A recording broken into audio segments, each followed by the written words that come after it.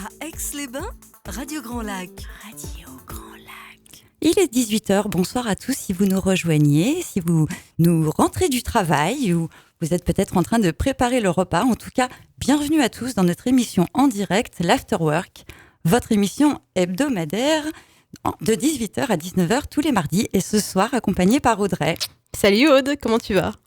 Ça va, merci. J'ai passé une journée magnifique avec ce soleil-là. C'est vrai qu'il fait beau aujourd'hui, ça change du mauvais temps qu'on a eu toute cette semaine, ça fait plaisir. Ça fait du bien, ça nous a un petit peu réchauffé. J'espère que chez vous, vous êtes bien installés, puisqu'on va parler ce soir d'un événement qui aura lieu à la fin du mois, qui est maintenant bien connu, puisque c'est la 18e édition. Et pour parler de cet événement, je parle du festival Livre en Marche, nous accueillons dans notre studio Dominique Favario. Bonsoir Dominique. Bonsoir Aude, bonsoir Audrey. Bonsoir. Merci d'avoir accepté notre invitation ce soir pour venir nous parler de cet événement qui est donc organisé à la fin du mois de novembre, le 23 et 24. Et tu viens en qualité donc de président de ce festival. Bien que tu aies de multiples casquettes, tu vas pouvoir nous expliquer tout ça dans quelques instants. Et donc notamment l'organisation de ce festival qui perdure depuis 18 ans et qui se trouve du côté des Marches. Mais tu nous en diras un petit peu plus. Oui, tout à fait. D'abord, merci pour cette invitation. Moi, je suis très, très heureux de venir sur le territoire de Radio Grand Lac pour parler de ce qui se passe sur un territoire voisin.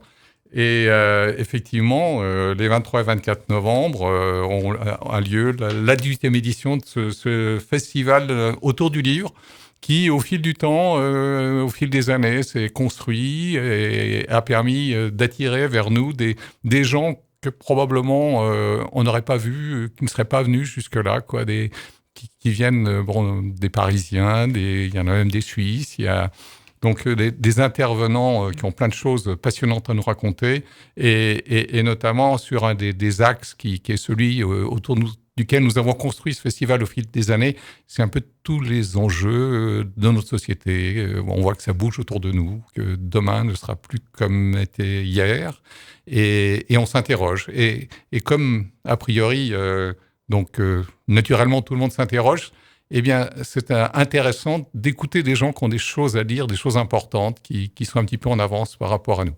Tout à fait. Et tout au long de l'émission, on viendra développer un peu l'organisation de cet événement qui est axé sur 4 piliers. Tu m'en parlais tout à l'heure en antenne. Mais avant d'entrer dans le vif du sujet et de parler complètement de ce festival, j'aimerais que tu nous en dises un peu plus sur ton parcours, ton riche parcours professionnel.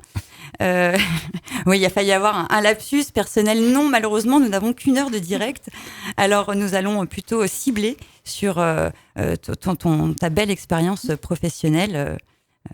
Alors, je pense que le plus grand intérêt pour l'émission, c'est quand même Festival en Marche. Le Festival Livre en Marche, c'est pas tellement moi. Alors bon, tu veux que j'en parle ? Qu'est-ce que je peux dire ? Moi, je suis savoyard d'origine, je suis né à Berville. J'ai un très, très gros attachement au territoire.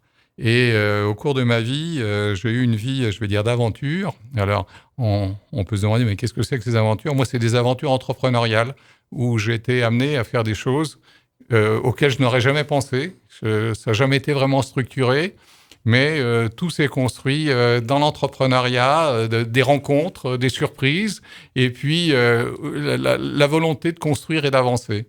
Alors, je vais balayer rapidement parce que c'est assez complexe. Mais moi, à la base, j'étais prof. J'étais prof de gestion. Puis je m'ennuyais un petit peu. Donc, un jour, j'ai décidé de créer ma boîte.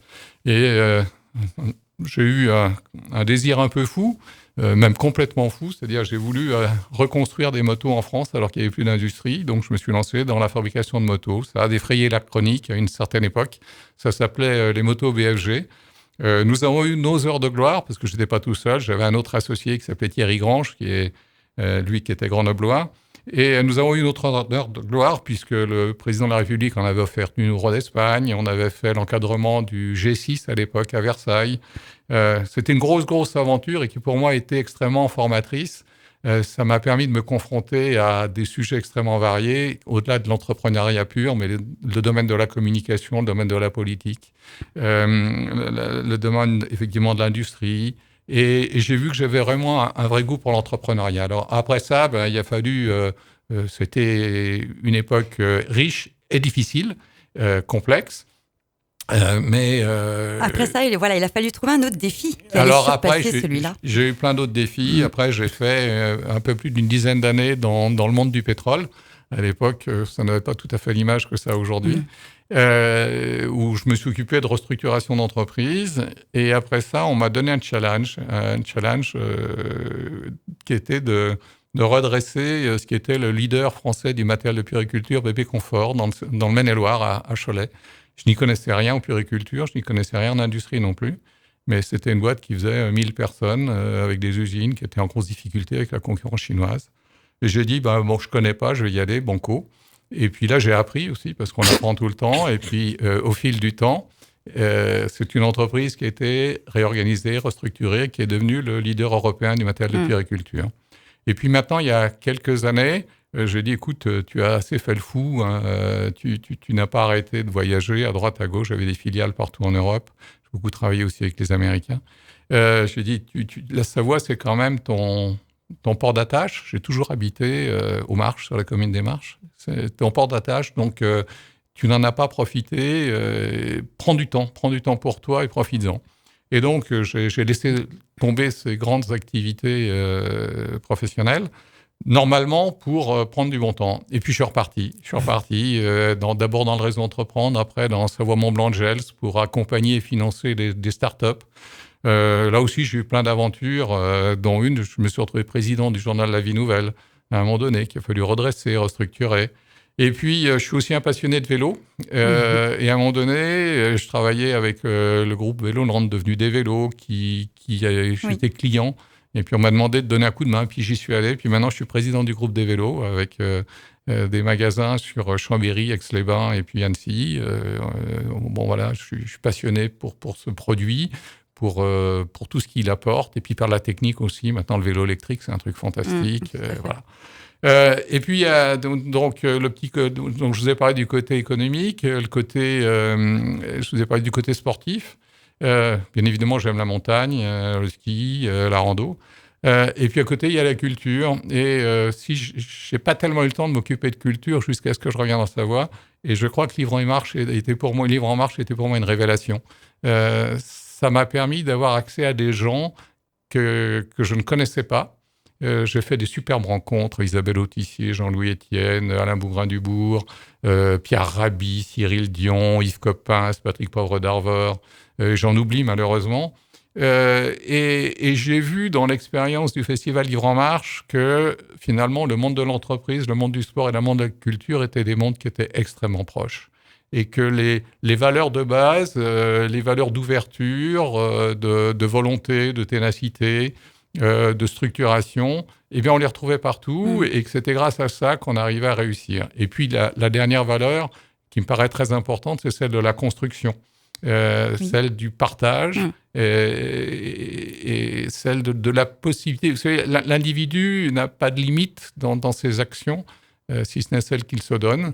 Et voilà, donc c'est pour ça que voilà, il y a un nouveau bébé qui s'appelle Livre en Marche, qui est en train de grandir. Et puis maintenant, il a 18 ans, ce bébé. Voilà. Effectivement, voilà, 18e édition pour ce festival qui est programmé le 23 et 24 novembre. Merci en tout cas pour cette belle présentation. Pour ceux qui ne connaissaient pas Dominique, qui est effectivement une figure incontournable en Savoie, bravo pour ce parcours riche de défis, mais je crois que ça te représente bien un peu un boulémique de défis et de rencontres qui font évoluer. Je crois que voilà, c'est des belles facettes en tout cas que tu représentes, et c'est pour ça c'est aussi un plaisir de t'avoir ce soir au micro, puisque tu véhicules donc toute cette passion, cette curiosité, cette passion qu'on pourra retrouver effectivement dans cet événement. On repart tout de suite pour une petite pause musicale et on vous en dit un peu plus sur le festival Livre en Marche tout de suite après Étienne Dao, Un duel au soleil. La radio d'Aix-les-Bains, Radio Grand Lac. Étienne Dao sur Radio Grand Lac. Nous sommes toujours en direct dans l'émission l'Afterwork en compagnie de notre rayon de soleil du matin, Audrey. Bonjour. Et de Dominique Favario, président du festival Livre en Marche, événement qu'on développe ce soir à l'antenne. on a eu droit, la chance d'avoir une présentation du parcours de Dominique et en fait finalement la passerelle, comment il est arrivé à cet événement.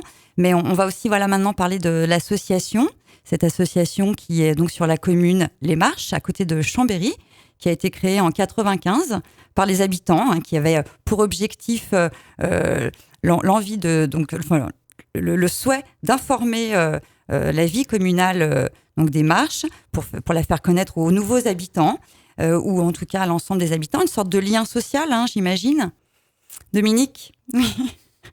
Oui, Aude. Oui, les Marches, j'espère que tout le monde connaît, parce que si vous ne connaissez pas, franchement, il faut y aller, quoi. C'est un petit joyau dans la Savoie, comme de nombreuses communes de notre territoire. C'est une commune qui s'appelle Les Marches parce qu'elle est à la frontière entre la Savoie et la France.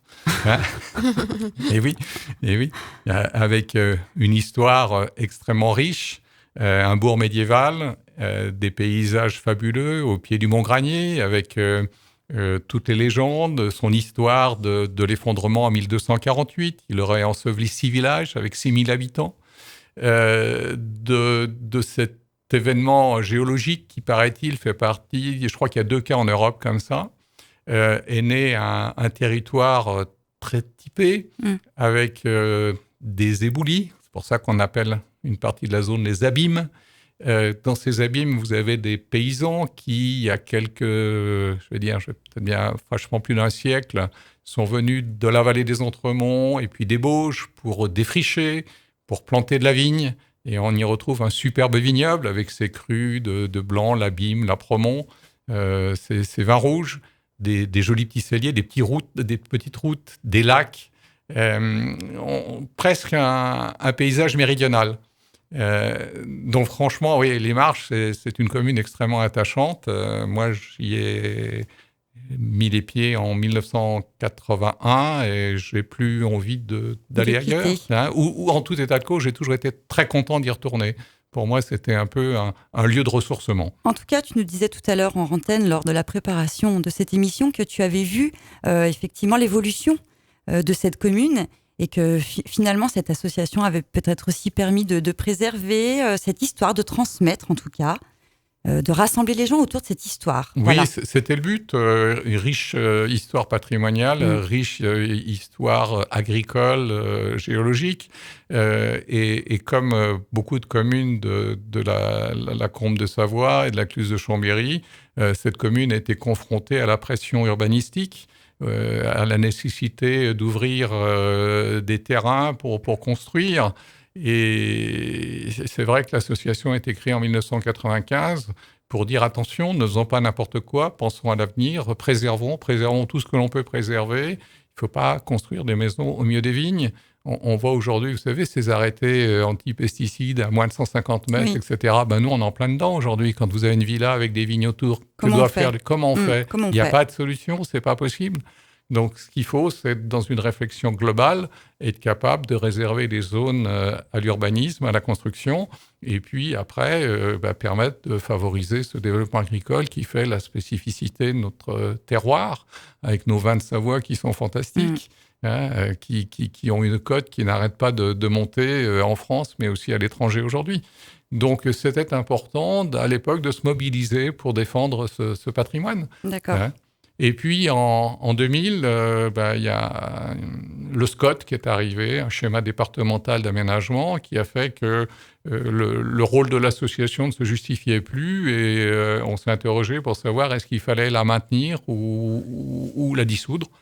Et puis là, il y a 4 courageux, dont je ne faisais pas partie à l'époque, parce que moi, je travaillais de l'autre côté de la France, dans le Maine-et-Loire, qui ont dit non, on va garder l'association, puis on va faire un petit salon du livre régional avec une petite bourse au livre. Et puis ça a démarré petitement. Ça a commencé comme ça.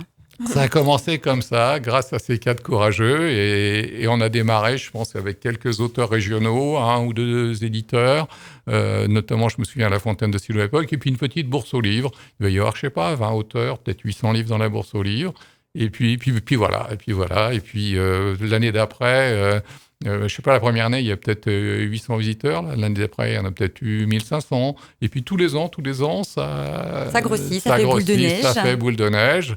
pour devenir aujourd'hui une manifestation reconnue, je pense, pratiquement au niveau national, au niveau régional sans aucun doute, un des plus gros festivals du livre, et puis avec une spécificité qu'on retrouve nulle part ailleurs, c'est justement la multiplication des animations dont nous allons parler maintenant. Dont nous allons effectivement parler. Tu nous expliquais en antenne que cet événement tournait autour de 4 axes, 4 piliers, qui animent un peu, qui rythment cet événement. Nous avons déjà les conférences. Effectivement, il y a une multitude de conférences qui sont données, 12 exactement, programmées au long de ces 2 jours, ce week-end, et qui vont parler de plein de choses. Alors, de quoi elles vont parler Elles vont parler du thème de l'année ? Comme je l'expliquais tout à l'heure, ce qui est intéressant, c'est un peu de donner du sens à ce que l'on fait.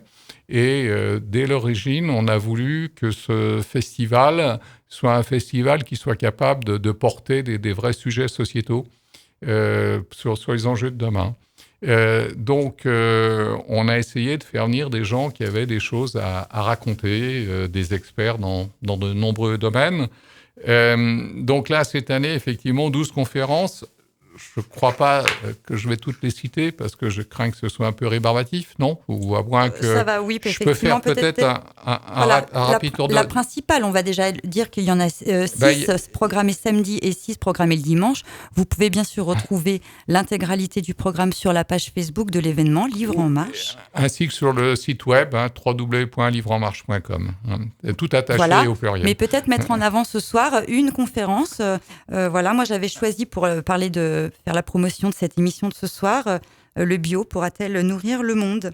Alors ça, c'est la première. Alors, tu me disais, quelle est la principale ? Il y en a 12 principales parmi les 12, parce que franchement, elles sont tous de très grande qualité. Je voudrais que tu me parles de 2 conférences, dont la dernière, s'il te plaît. Parce que, alors je vais t'en mettre 3. Je suis désolé, je vais quand même en prendre 3. Allez, parce qu'il y a des choses exceptionnelles. Bon, tu veux attaquer par la bio.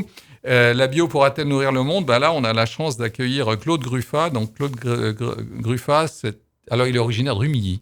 C'est assez amusant. Chouette. C'est un Savoyard, mais qui aujourd'hui n'habite plus du tout en Savoie. D'accord. Je crois qu'il habite dans le centre de la France. Et Claude Gruffat, c'était le président de Biocop. Oui. Et aussi, le président, il est toujours président du Synabio, du syndicat de tous les distributeurs bio. Donc, il sait de quoi il parle. Il sait de quoi il parle et il a sorti un bouquin, non pas sur le bio, mais sur la bio. Alors, on va dire, c'est quoi entre le et la, ça veut dire quoi ? Eh bien, la bio, il va nous parler de tout ce qui tourne autour de l'alimentation bio, mais aussi en termes d'organisation économique, d'évolution pour l'agriculture, du type de contrat qu'il faut faire. Donc, toutes les conséquences sur l'évolution de notre société de ce changement de paradigme au niveau de l'alimentation. D'accord. Donc, Claude a écrit un livre sur le sujet. Pour l'anecdote, il s'est présenté aux élections européennes sur la liste de Yannick Jadot. Il y a eu 13 élus, il était 14e. Et normalement, si le Brexit a lieu, et je crois que c'est bien parti pour, il devrait devenir député européen. Et donc, il va nous faire un exposé d'1 heure et quart quand même, avec bien évidemment une partie de débat avec l'Assemblée, sur cette problématique de l'évolution de la société sur le bio. Et il sera accompagné d'Élise Rousseau. Alors, Élise Rousseau, c'est une jeune femme qui écrit des livres sur la relation un peu entre le bio et la vie de famille.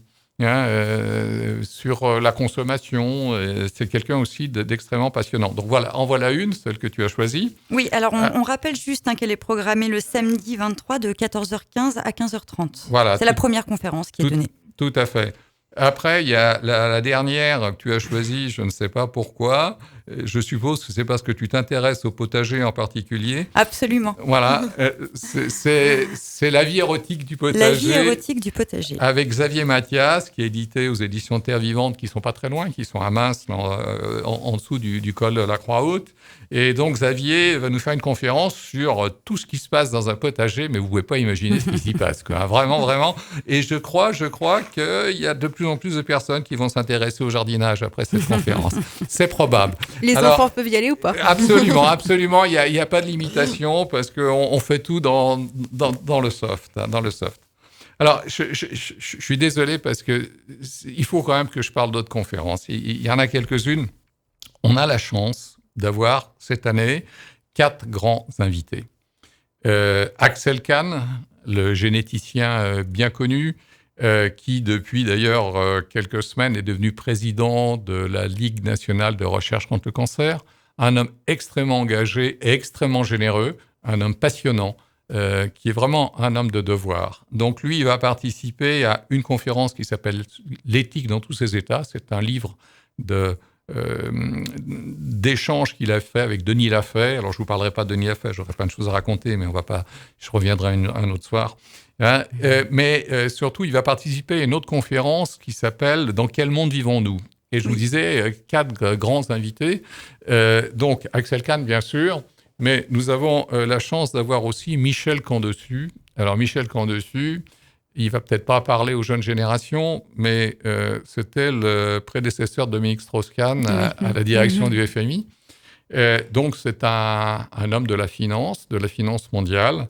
Et il va intervenir aux côtés de Jean Ziegler. Et Jean Ziegler, lui, c'est un altermondialiste bien connu, suisse, qui est vice-président de la Commission des droits de l'homme à l'ONU, qui a fait une énorme mission sur la faim dans le monde pour le compte de l'ONU. D'accord. Et ça va être extrêmement intéressant d'avoir cette confrontation d'idées entre l'ancien patron du FMI, un altermondialiste qui travaille sur la faim dans le monde, et Axel Kahn, ce généticien qui est aussi un philosophe. Et ça, c'est le dimanche de 15h45 à 17h. À 17h. Après, il y en a quelques-unes d'autres. Je suis obligé d'y passer parce que c'est pas possible de pas en parler. La prise de risque et la peur. La prise de risque et la peur. Donc ça, c'est Gérard Guerrier, qui est un local, ancien chef d'entreprise, qui fait une conférence sur le thème qui est dans le titre. C'est donc tout ce qui concerne la relation à la peur. Pourquoi les alpinistes, pourquoi le parapente, pourquoi tout ça, pourquoi l'adrénaline, pourquoi la quête de sensations fortes. Voilà, pourquoi aller rechercher l'impossible. Pourquoi se faire peur, en fait? Pourquoi avoir envie de se faire peur? Pourquoi se mettre en risque? Il y en a une autre dont il faut parler, c'est les enfants et les écrans, la fabrique du crétin digital. C'est Michel Desmurget, on l'a beaucoup entendu sur toutes les radios, il est à peu près dans tous les journaux, là on est en plein dans l'actu. Thierry Daniel, le libraire de la librairie Garin avec qui nous travaillons, qui est notre partenaire, me disait son livre, c'est la 6e vente actuellement en France. D'accord. Wow. C'est fantastique. Et donc, la fabrique du crétin digital, tout est dans le titre. Tout est dans le titre. C'est bien clair. Voilà. Bon, cette évolution où on pense qu'on peut apprendre uniquement à partir des écrans, mais on se rend compte qu'il y a quand même des effets plus qu'indésirables, voire irréversibles. Après, il y a le végétarisme. J'ai la chance d'avoir pu convaincre Élodie Vieille-Blanchard, qui est la présidente des associations françaises végétariennes, qui a écrit un livre qui s'appelle « Révolution végane ». Donc elle, en plus, elle n'est pas que végétarienne, elle est végane, avec tout ce que ça veut dire. Mais là, je lui ai demandé de se calmer pour le festival, parce qu'il ne fallait pas faire peur aux gens quand même. D'ailleurs, je lui ai dit, dites donc, c'est bien gentil, mais en Savoie, on est au pays du fromage et des alpages. Déjà que le titre de l'événement est à moitié politisé, alors là, maintenant... Voilà, donc changer d'assiette pour la planète, l'alimentation végétarienne, c'est quand même quelque chose d'intéressant. Et puis le dimanche matin, un grand moment sur la relation avec la nature. Je vais pas rentrer dans le détail sur les intervenants, mais tout ça pour dire qu'on a travaillé la nature sur 2 thèmes. Comment la nature nous soigne, donc le rapport entre la santé des hommes et leur relation avec la nature.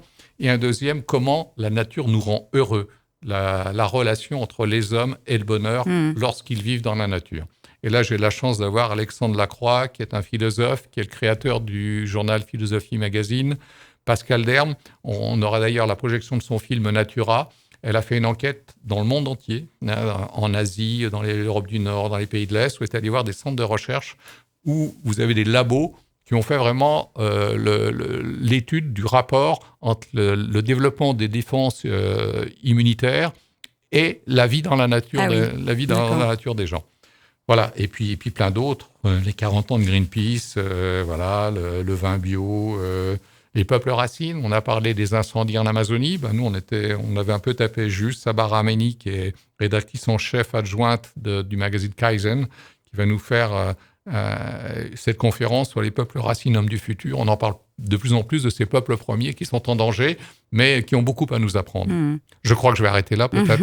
Hein? Oui, effectivement, on a un bel aperçu là du riche programme des conférences. Donc, 12 conférences programmées donc, du samedi après-midi à 14h15 jusqu'au dimanche soir 17h. Vous retrouvez l'ensemble des informations sur le site de l'événement et la page Facebook. Il faut s'inscrire pour ces conférences où on peut y aller. Elles sont en libre accès. Les conférences sont en libre accès. Tout à fait. Normalement, vous avez toujours 2 conférences en parallèle et il n'y a pas d'inscription nécessaire. Et ce que je voudrais rappeler quand même, et c'est assez exceptionnel, je voudrais juste dire quand même que Livre en Marche, c'est organisé par des bénévoles. Ah oui, que pour ça, donc, on essaye de serrer nos budgets le plus possible. Bien évidemment, on a des partenaires qu'on remercie. Heureusement qu'on les a, que ce soit des partenaires publics ou des partenaires privés, dont certains du territoire. Je parlerai de la brasserie des Cimes qui est à Aix-les-Bains, par exemple. Fait, on peut les citer, bien sûr, et les saluer. Plus de 30 partenaires soutiennent l'événement. 150 bénévoles pour t'accompagner aussi via cette association. Voilà, et grâce à ces partenaires et à ces bénévoles, en fait, tout est accessible pour 2 €. Hein, c'est tout. Alors que chaque conférence justifierait un prix d'entrée au moins d'un billet de cinéma, quoi. Ça serait le minimum. Et là, pour 2 € pour le week-end, vous avez accès à tout. Hein, c'est-à-dire, je vais dire que c'est pas un prix d'entrée, c'est juste une petite contribution pour nous permettre Pour permettre à l'équipe de bénévoles de continuer. Voilà, absolument. À la radio, on sait bien ce que c'est. Et effectivement, c'est peu cher payé par rapport au lot d'animation que propose l'événement. On vient de parler des conférences. Et tout de suite après la deuxième pause musicale, on reviendra sur les autres piliers de cet événement, qui sont donc les animations qui sont proposées pour les enfants, notamment les contes ou les ateliers, les rencontres, bien sûr, avec les auteurs. Plus de 60 auteurs seront présents. Il me manque un dernier axe. Je crois que tu as oublié une des singularités. Et la bourse aux livres, évidemment. Festival. La bourse aux livres. Ça, c'est J'ai plein de choses exceptionnel, à vous dire sur cette bourse aux livres, puisque ça commence demain pour le dépôt des livres. Je vous en dis pas plus, on se retrouve tout de suite après Niagara, quand la ville dort, sur Radio Grand Lac. Radio Grand Lac, la radio Grand Angle. Il est 18h35 et vous écoutez Radio Grand Lac. Nous sommes toujours en direct dans notre émission After Work en compagnie d'Audrey, notre animatrice préférée du matin. Salut Aude, comment tu vas ? Bonjour et bon matin. Non, c'est pas pour ce coup-là. Non. On peut, mais pour demain, quoi. Là, on Bonjour et bonne soirée. Ouais, ça marche plutôt, ouais.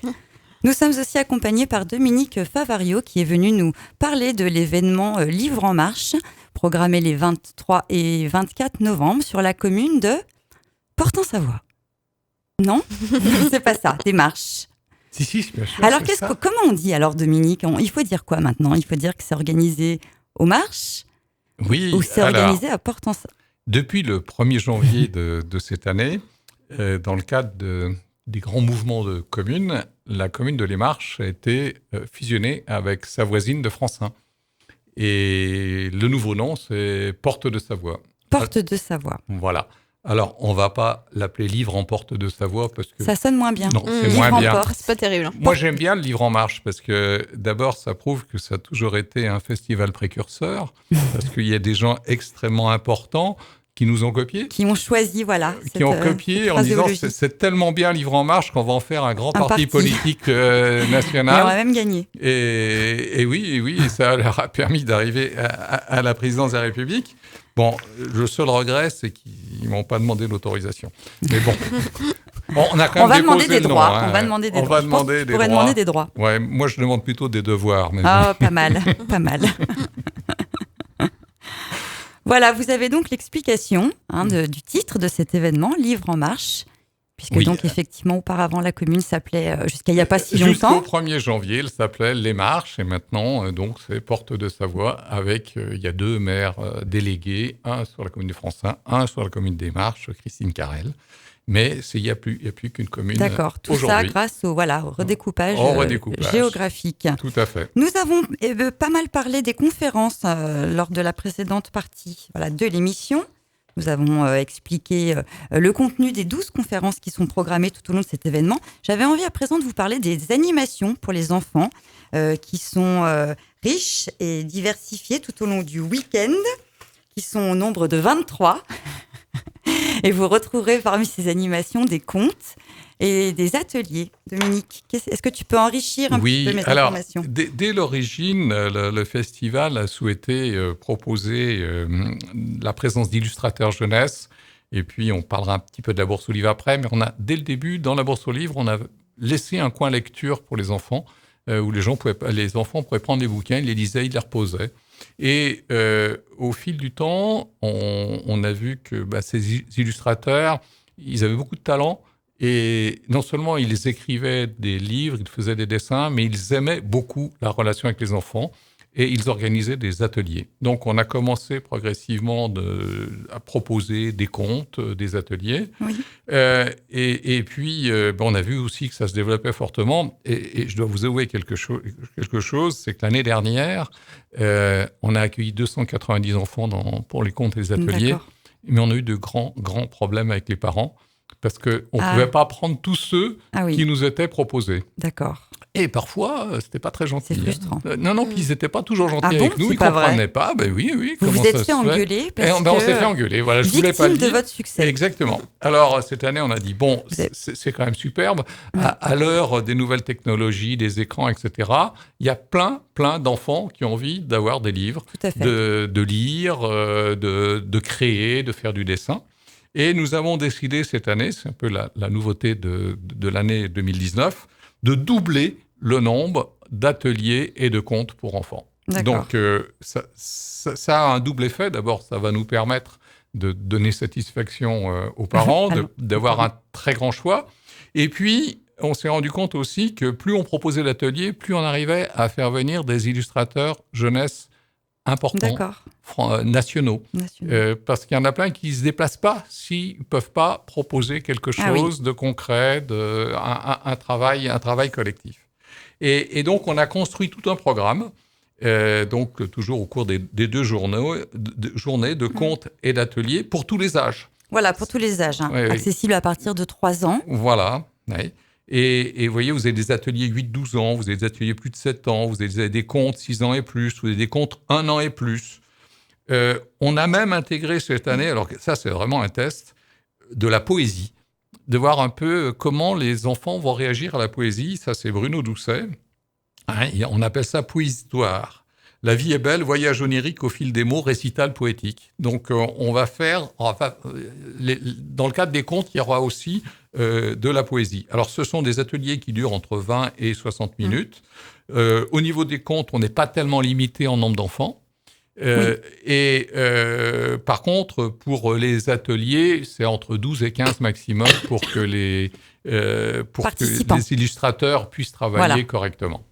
Et ces animations sont gratuites. Et ces animations sont gratuites comme les conférences. Comme les conférences, comme la participation au festival, sauf cette petite extrêmement modique participation de 2 € qu'on demande, qu'on demande à l'entrée. Donc ça a été possible parce qu'on a un petit problème sur la commune de Les Marches, je vais toujours l'appeler Les Marches, c'est que c'est une petite commune, il y a 2500 habitants. On fait un festival qui va accueillir plus de 10 000 visiteurs. Donc, bien évidemment, la commune met à notre disposition tous ses moyens techniques, mais on a une petite salle des fêtes. D'accord. Et pour pouvoir assurer cette prestation, on est obligé de louer des chapiteaux, des grands chapiteaux. On loue 3 chapiteaux. Mais pour accueillir ces enfants, il a fallu trouver une salle de plus, un lieu de plus. Et on a eu la chance d'avoir, juste en face de la salle Montgrabel, une agence de communication qui s'appelle Vas-y Paulette, qui nous met à disposition ses locaux gratuitement. Et on pourra accueillir les enfants dans de bonnes conditions. Et là aussi, comme pour les conférences, il y aura toujours 2 animations en parallèle. Une dans la salle des fêtes des Marches, dans la salle Beldon, et puis une chez Vas-y Paulette. Donc, en permanence, 2 activités. D'accord. Et on essaye d'alterner contes et ateliers. Et ateliers. Dis donc, quelle organisation, combien de temps pour préparer une édition d'un tel événement ? Alors, si on part du principe que dans une année, il y a 12 mois, ce qui est à peu près le standard. C'est à peu près ça, je crois. Oui, c'est à peu près ça. Et bien, on peut considérer que pour préparer ce festival, il faut 12 mois. Donc, juste à l'issue de celui-ci, vous allez déjà entreprendre. Il y a même déjà sûrement des contacts qui sont pris pour l'année prochaine. Alors, moi, j'ai déjà des contacts pour des grands invités l'année prochaine. Il y en a un qui m'a dit oui. Je n'en parlerai pas ce soir. Ah, un petit scoop. Non. Un tout Allez, petit. je vais juste donner son prénom. Il s'appelle Étienne. Il s'appelle Étienne. Voilà. D'accord. Alors, Il m'a dit oui. Alors après, c'est pas parce qu'il dit oui aujourd'hui que le oui d'aujourd'hui sera le oui de demain. Et j'espère bien qu'il ou de va. oui dans un an. Ou de C'est vrai oui qu'il y en a qui dans- changent d'avis comme Il y en ça a en qui cours de changent route. d'avis. Ça m'arrive Il y en a plus d'un. assez fréquemment. Quoi. Bon, j'en ai on garde pas mal. le suspense Et- alors pour l'année et- prochaine. Et donc, de la même manière qu'on a parlé des animations enfants, eh bien évidemment, il y aura les illustrateurs jeunesse qui seront là et qui vont dédicacer des livres. Alors, ce qu'il y a de fantastique dans les illustrateurs jeunesse, c'est qu'ils prennent un temps pour chaque enfant Oui. pour personnaliser Ça, c'est chouette. chaque livre qui est acheté avec un joli petit dessin, D'accord. vraiment un travail d'artiste, et puis une petite phrase qui est toujours extrêmement agréable. Ça, c'est vraiment chouette. Effectivement, c'est le 3e axe de l'événement, les rencontres entre le public et les auteurs. Plus de 60 auteurs seront présents. Et effectivement, plus de 60 auteurs. Alors, ce que l'on essaye de faire au niveau des rencontres, c'est que, comme je vous l'ai dit tout à l'heure, Livre en Marche est devenu à une notoriété nationale. Donc, on a beaucoup d'auteurs de renommée nationale qui viennent, mais on essaye aussi de faire travailler le local. On essaye de faire le lien entre le national et le local. Donc, on a des auteurs dans plusieurs domaines, donc la littérature qu'on souhaite développer, la montagne et le sport, la nature, culture et société, qui est vraiment l'ADN du festival, un petit peu de policiers, de la jeunesse, avec des grands noms. Alors, bien évidemment, il y a tous ceux qui font des conférences, mais dans la jeunesse, je vais quand même parler d'un auteur en particulier qui s'appelle Antoine Guillopé. Antoine Guillopé est originaire de Chambéry.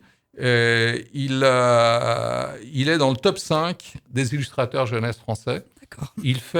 Ses livres sont des œuvres d'art dans lesquelles il y a de la découpe particulière. C'est vraiment... on a beaucoup de chance de l'avoir. Et puis, bon, je ne vais pas citer tout le monde parce que en citer certains... Du coup, j'aimerais rebondir, voilà, si tu me le permets, sur événement. Notre illustrateur qui est aussi de Savoie, de Chambéry, c'est David Gauthier. Je vois qu'il est présent, effectivement... Alors, en Savoyard, nous avons 5 Savoyards dans les illustrateurs. Oui. Il y a David Gauthier et Nicolas Julot et Hervé Kuhn, qui sont tous les 3 aux éditions Boule de Neige. Aux éditions Boule de Neige. De voilà. David Gauthier. Mais nous avons aussi un duo des saisies, qui sont Stéphanie Dunant-Palaz et Sophie Turel, qui font des livres sur les chats. Ah, chouette. Ouais, sur les chats, donc le chapiteau, le charlatan, voilà. Donc tous leurs livres ont un thème. Ah, c'est rigolo. Et c'est vraiment superbe. Et le reste sont plutôt effectivement des nationaux. Alors, ce que je disais, c'est donc des auteurs régionaux, nationaux, mais comme on veut vraiment que ce soit un lieu d'échange ouvert à tous, parce que à Livre en Marche, ça concerne tout le monde, toutes les catégories socio-professionnelles, tous les niveaux de revenus, tous les âges. On a intégré aussi des sociétés savantes, comme l'Académie de Savoie, la Société savoyarde d'histoire et d'archéologie, des bouquinistes, dont un ex-soi, Laurent de Mouzon, le grand spécialiste de tout ce qui est fortification. Il est non seulement bouquiniste, mais il est aussi écrivain. On a une exposition de peinture. On a donc des éditeurs, un libraire. Et on essaye donc d'avoir le choix le plus large possible. On va faire venir Lire et faire lire aussi, cette association fantastique qui favorise la lecture au sein des écoles. La fondation FACIM, peut-être que tout le monde ne connaît pas, mais Fondation pour l'action culturelle internationale en montagne. C'est à elle que l'on doit les chemins du baroque, Pierreforte de Savoie, les chemins de l'héroïcité. Donc c'est une association, une fondation qui a vocation à valoriser le patrimoine savoyard. Et puis plein de gens intéressants, parce que je ne peux pas tous les citer, quoi. C'est pas possible. C'est pas possible. Merci Dominique pour cette présentation, effectivement, des invités qui seront présents les 23 et 24 novembre, donc à ton événement, à l'événement Livre en Marche. Et d'ailleurs, je crois qu'Audrey a une petite chose à vous annoncer. Et oui, j'ai 2 places à vous offrir pour cet événement Livre en Marche. Alors, il y aura un petit jeu. Il faut répondre à une question avant ça. Comment s'appelait la commune des Marches avant ? On vous l'a dit, début janvier, ça a changé de nom. Mais quel est le nom de la nouvelle commune ?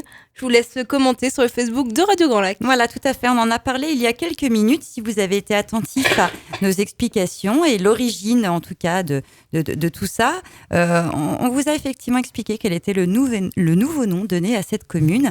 À vous de nous le donner sur les réseaux sociaux. Où as-tu donné rendez-vous ? Oui, sur Facebook ? Ouais, il y a un petit post sur l'émission qu'on a mis juste avant de commencer. Donc, allez-y, commentez-le. Et si vous n'avez pas de réseaux sociaux, on est également joignable par téléphone au 04 79 63 16 71, 04 79 63 16 71. Merci Audrey pour ces précisions. Et puis, on se retrouve tout de suite après la pause musicale.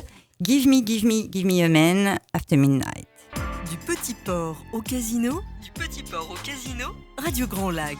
Il est 18h52, bienvenue à vous si vous nous rejoignez. Nous sommes dans la toute dernière partie de notre émission, en compagnie de Dominique Favario, qui nous a déjà bien développé cet événement, Livre en marche, qui est programmé les 23 et 24 novembre. Alors il nous reste à aborder le dernier axe, qui est la bourse aux livres, effectivement. Cette catégorie, en fait, par laquelle a commencé ce salon, ce festival, qui était un salon au début, par cette promotion de livres d'occasion. Et elle perdure, et elle marche même plutôt bien, puisque Dominique nous confiait hors antenne qu'au tout début, la première année, il y avait eu à peu près 800 livres d'occasion qui avaient été présentés. Et l'année dernière, je crois, si je ne me trompe pas, il y a plus de 50 000 livres qui ont été amenés pour être vendus, de la main à la main. C'est bien exact ? Oui, tout à fait, Aude. Alors, la bourse aux livres pourrait se justifier elle seule. La bourse aux livres en elle-même est un événement. Je pense que c'est un événement unique en France par son organisation, par l'implication des bénévoles, par son volume de livres vendus. Alors, qu'est-ce que c'est que cette bourse aux livres ? Alors d'abord, la bourse aux livres, c'est le moyen d'être dans l'économie circulaire. C'est le moyen de donner une deuxième vie aux livres. Tout à fait. C'est aussi le moyen de donner un accès à la culture pour tous. Parce que dans cette bourse aux livres, on ne prend que des livres en bon état, que des livres plutôt qui correspondent à un besoin. On prend pas n'importe quoi. C'est aussi, cette bourse aux livres, c'est un livre, c'est des arbres à la base. C'est des arbres qu'on abat pour fabriquer du papier. Et c'est aussi le moyen de réduire c'est le nombre d'arbres abattus. Cette bourse aux livres, aujourd'hui, effectivement, comme tu l'as dit, c'est plus de 50 000 livres. L'année dernière, c'était 53 000. Et je pense que cette année, on sera bien au-delà de ce chiffre. Vous allez pulvériser ce chiffre. Alors, c'est pas le but, mais c'est un succès qui s'alimente lui-même, parce que vous savez, plus il y aura de livres dans la bourse aux livres, plus il y a de travail pour nos bénévoles, parce que ces livres, il faut d'abord les collecter. Tout à fait. Alors, on les collecte auprès des écoles, des associations. Ça, c'est le travail du mois de septembre à fin octobre, à peu près. À ce stade, nous en sommes déjà à 28 000 livres collectés. Ah oui, d'accord. Donc, ils sont tous triés, ils sont tous sélectionnés. Donc, je disais en bon état, il ne faut pas qu'ils aient de couverture. On leur met un prix et on leur met un code barre. Chaque livre est codifié. D'accord, c'est les bénévoles de l'association qui se chargent de donner le prix, d'attribuer un prix. Absolument, en accord avec le vendeur, bien sûr. Mais donc, nous avons nos barèmes. En gros, ce que l'on peut dire, c'est qu'un livre en très bon état est vendu entre 4 et 5 fois moins que son prix neuf. Neuf. C'est à peu près le standard. L'année dernière, le prix moyen des livres vendus était d'1,70 €. D'accord. On a énormément de livres pour enfants. On sait qu'à peu près 95% des livres pour enfants qui nous sont apportés sont vendus.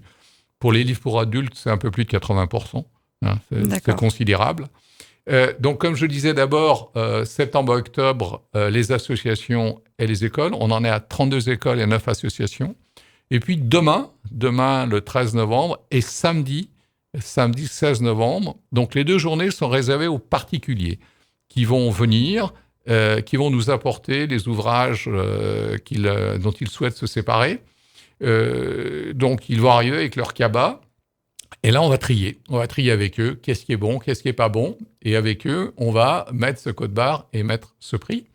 Alors, ce qu'il faut savoir, c'est que l'association, pour payer une partie de ses frais, voire même une infime partie de ses frais, prend 20% sur le prix de vente et qu'on restitue 80% du prix aux vendeurs. D'accord. Normalement, entre le mercredi et le samedi, on va réceptionner entre 16 et 18 000 livres. Donc, vous voyez, 28 plus 16 plus 16, 32. J'ai peur qu'on atteigne les 60 000 livres cette année. J'espère que non, parce que c'est une manutention gigantesque. Parce que ces livres, une fois qu'on les a triés, qu'on les a sélectionnés, qu'on les a classés, il faut les stocker. Oui. Et après, il faut les reprendre. Et il y a un chapitre spécial au sein de la Bourse aux livres qui fait 600 mètres carrés, où là, on a fabriqué des étagères. Nos bénévoles ont fabriqué des systèmes de classement. Bien sûr. Et là, on va les remettre en rayon par thème, de manière à ce que nos visiteurs puissent directement aller vers les sujets qui les intéressent. Qui la BD, qui la jeunesse, qui le policier, qui le roman, qui la cuisine, qui le jardinage ou qui la montagne. D'accord. Et vous faites quoi des invendus ? Alors, dans les invendus, il y a deux aspects. Soit l'invendu a une valeur unitaire supérieure à 1,50 €. Et dans ces cas-là, nous sommes capables de restituer l'invendu au vendeur. D'accord. Donc, vous imaginez le travail le soir du festival. Travail colossal. Pour retrier dans l'autre sens tous les livres, pour les remettre par vendeur. D'accord. Alors qu'ils n'ont qu'un code barre et un numéro. Les autres, ceux qui restent, on va les retrier au printemps. Et ils vont être classés en deux catégories. Ceux qu'on va remettre en vente lors de la bourse aux livres de l'année qui suit, ça va arranger un peu nos finances. Et alors l'année dernière, il va en rester à peu près 10 ou 11 000. Sur ces 10 ou 11 000, il y en a 4 000 qu'on a décidé de ne pas remettre en vente. Et ceux-ci, on en fait don à des associations. Il y en a qui sont partis au Cap-Vert. Aucun livre n'est jeté. On en fait profiter toutes les structures qui ont besoin de livres, à des bibliothèques. Je crois qu'il y en a qui auront dû aller à la prison. Voilà. D'accord. Bon. Et donc, les autres sont remis en vente l'année d'après. Alors, donc, un chapiteau de 600 mètres carrés, on a 12 caisses avec des douchettes, comme dans les grands magasins, ou avec des lecteurs de code barre. Donc, à partir de ces 12 caisses, donc vous avez un flux continu. L'année dernière, il y a eu, je crois, plus de 3 400 acheteurs dans la bourse aux livres énorme. En un jour et demi. On a presque vendu un livre à la seconde. C'est des scores qui nous sont enviés par la FNAC, notamment. C'est clair. Et je crois qu'on est à peu près à 14 livres d'achat moyen par passage en caisse. Donc, on a vendu plus de 43 000 livres. Et les gens viennent et reviennent. Il y en a même qui nous rapportent les livres qu'ils ont achetés l'année d'avant pour les remettre en vente l'année d'après. Vous avez des bibliothèques, je vous ai parlé des écoles, qui nous apportent des livres, mais qui viennent aussi s'approvisionner parce que ça leur permet de créer des bibliothèques pour les enfants à des prix défiant toute concurrence. Et c'est un travail colossal, vraiment colossal. J'avais calculé le nombre de tonnes qui étaient manipulées. J'étais parti du principe qu'un livre, ça devait faire à peu près 200 grammes. Donc, on est à peu près à 55 000 livres. Chaque livre est manipulé au moins 4 fois. Vous voyez, je vous laisse faire les calculs. Vraiment, les bénévoles ont beaucoup de mérite. Et d'ailleurs, dans notre organisation, on a une équipe qui ne fait que ça. Ils ne s'occupent que de la bourse. Oui, on imagine qu'effectivement, il y a plusieurs personnes qui sont dédiées à ce travail qui paraît être colossal. Travail en amont et puis même en aval. C'est au printemps pour trier le stock des invendus. Et puis à partir de septembre, pour faire de la collecte. En général, c'est le samedi, le mercredi et le samedi. Tous les mercredis et tous les samedis. Et puis là, la dernière ligne droite, les particuliers. D'accord. En tout cas, si vous aussi, vous souhaitez un peu faire le tri dans vos bibliothèques, dans les livres de vos enfants sur les étagères, n'hésitez pas à collecter tout ça chez vous ce soir et à vous présenter demain à partir de 9h30 jusqu'à 17h à la salle des fêtes La Mongrabelle ou alors samedi aux mêmes horaires de 9h30 à 17h pour pouvoir présenter vos livres que vous souhaitez vendre avec un nombre limité de livres, de 100 livres par personne. J'y arrive. C'est déjà beaucoup, 100 livres par personne. Ah, mais c'est quand même limitatif. Certaines personnes viennent avec beaucoup plus. Avec beaucoup de livres. Alors moi, si j'ai un petit conseil à donner, c'est qu'on se rend compte historiquement que d'une manière assez bizarre, il y a moins de monde le samedi que le mercredi. Donc, si vous voulez moins attendre, parce qu'il y a un petit peu d'attente. Il y a un petit peu d'attente, voilà. Il faut s'armer un peu de Il y en a qui font la patience. queue pour apporter leurs livres. Donc, le samedi, c'est un petit peu plus fluide. Voilà. Et puis c'est peut-être plus facile. Le samedi matin, peut-être. Samedi matin, samedi 9h30. après-midi, les deux sont tout à fait acceptables. T'es méchant, toi, faut se lever le matin le week-end. 9h30, non mais ça va pas, Aude, 9h30 on dort. Oui, c'est vrai. C'est un bon argument. Mais il faut vendre ses livres aussi. Économie circulaire, voilà, comme nous a dit Dominique. On ne jette pas, on recycle.